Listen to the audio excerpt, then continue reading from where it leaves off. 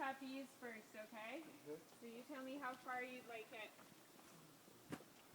Oh, a lot further, closer. You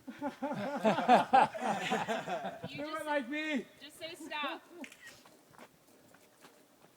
That's good. Okay? That's so fun. Okay, so we need to give him slack. Yeah, so first thing is, will you hold onto a staple, behind you, and then on just the rope that's closest to you.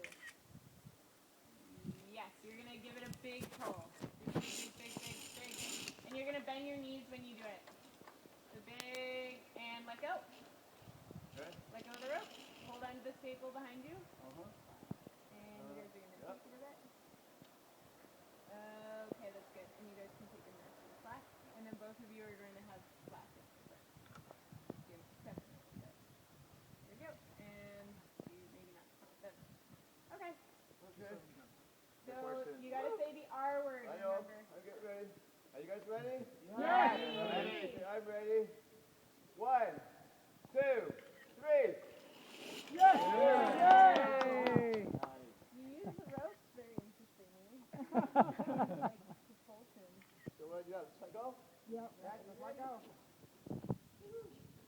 Look, no selfies.